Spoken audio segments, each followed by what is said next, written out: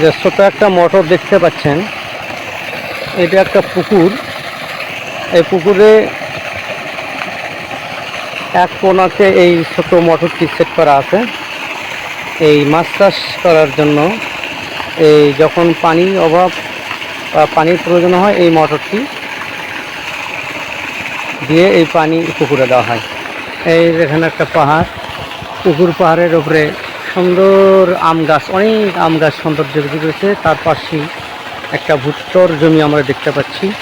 এপাশে পাকা রাস্তা, তো এই পাশে যে কলা, মরিচ, আমরা অনেক ফসল, ওই যে পাশে ধান অনেক দেখতে পাচ্ছি। খুব একটা সুন্দর দৃশ্য। কিন্তু এখানে এই পুকুরটি, এই যে একটা রাস্তা, অনেক জনবহুল, এখানে অনেক লোকজন যাতায়াত করে, তার পাশেই এই পুকুরটা এইভাবে ঘুরিয়ে, আসলে রাস্তাটা খুব বিপজ্জনক অবস্থার মধ্যে আছে।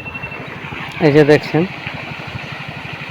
এখানে যদি এই পুকুর খুঁড়ে পুকুরের মাটি দিয়ে চতুর্দিকে একটা পাহাড় বাঁধা হতো, তাহলে এই পাহাড়ের উপরে এই পুকুরের মালিক অনেক ফসল উৎপাদন করতে পারত, আর রাস্তাটা সেফ থাকতো। দেখেন কি অবস্থা। এই জন্য কর্তৃপক্ষকে এই রাস্তার ধারে এই ধরনের পুকুর যদি কেউ খোঁড়ে, সেটা লক্ষ্য রাখা উচিত যাতে রাস্তার কোনো ক্ষতি না হয়। এই রাস্তা সবার সম্পদ। দেখেন, আর এইটা, এই যে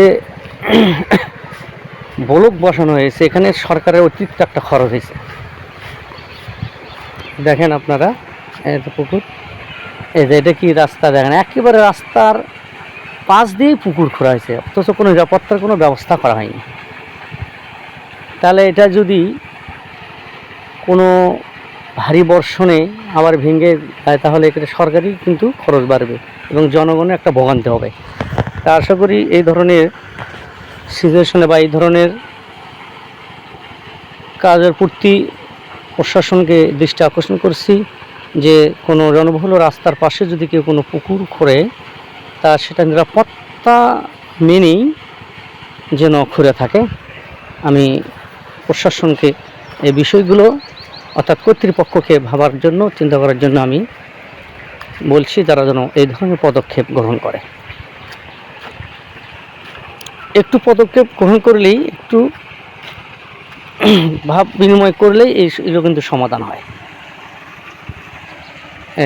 এই যে পুকুর, অনেক বিশাল জায়গা যুগের রাস্তার একেবারেই পাশ দিয়ে এই পুকুরটা করা হয়েছে।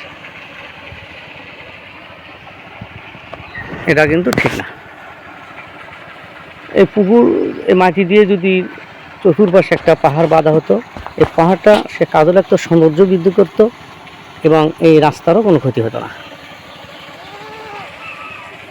আশা করি বিষয়টি বুঝতে পারছেন। এই যে পুকুর।